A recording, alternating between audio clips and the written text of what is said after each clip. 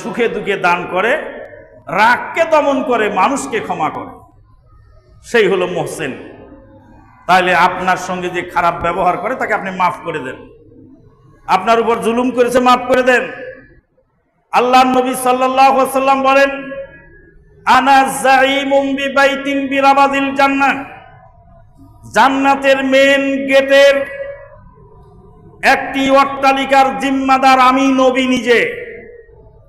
আমার সেই উম্মতের জন্য, কোন উম্মতের জন্য নবী জিম্মাদার? জান্নাতের মেন গেটে একটা অট্টালিকা সে পাবে, এই জিম্মাদারি নিয়েছেন স্বয়ং মুহাম্মদুর রাসূলুল্লাহ সাল্লাল্লাহু আলাইহি ওয়াসাল্লাম। এমপি সাহেব যদি মনে করেন পূর্বাচলে আপনাকে একটি প্লট দিবেন, আর এমপি সাহেব যদি ঘোষণা করেন পূর্বাচলে তোমাকে আমি একটি প্লট দিব, এমপি সাহেব দিতেও পারেন নাও পারেন। কেন?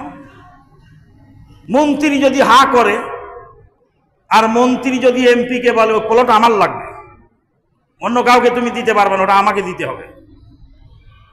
মন্ত্রী হা করলে এমপির খাওয়া নাই, বড় মন্ত্রী হা করলে ছোট মন্ত্রীর খাওয়া নাই। বড় মন্ত্রী যদি হা করে, ছোট মন্ত্রীর প্লট সব বড় মন্ত্রীর পেটের ভিতরে চলে যেতে বাধ্য।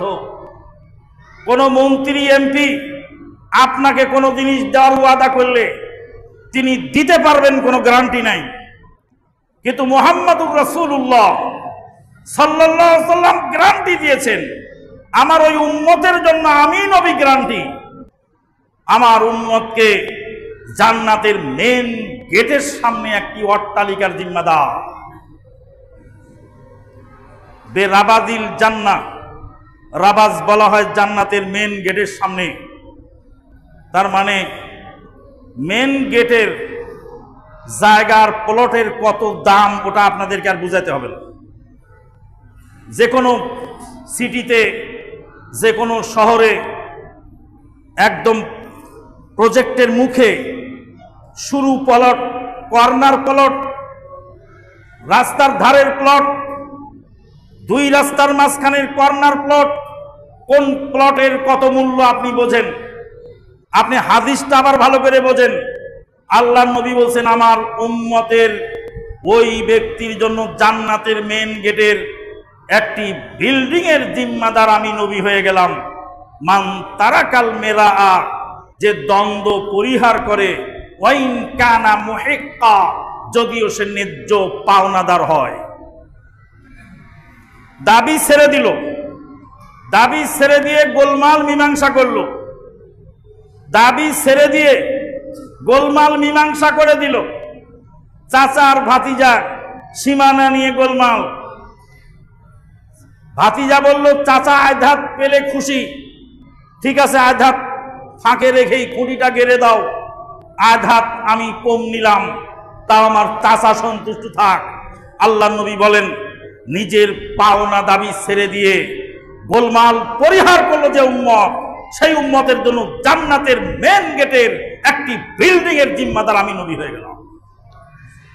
সম্মানিত উপস্থিতি, এই হাদিসটি যদি আমরা মানি আর জানি, তাহলে এই দেশের অনেক মামলা মোকদ্দমা, অনেক দ্বন্দ্ব কি হয়ে যাবে? নিরসন হয়ে যাবে।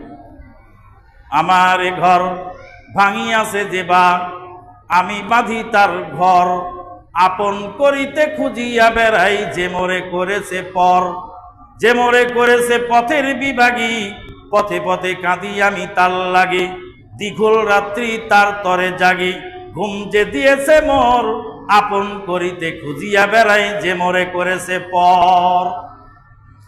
কবি যথার্থই বলেছেন, আমার এ ঘর ভেঙেছে যে বা, আমি বাঁধি তার ঘর, আপন করিতে খুঁজিয়া বেড়াই, যে মোরে করেছে পর, যে মোরে করেছে পথের বিভাগী, আমি পথে পথে কাঁদি তার লাগি, দীঘল রাত্রি তার তরে জাগি, ঘুম যে দিয়েছে মোর।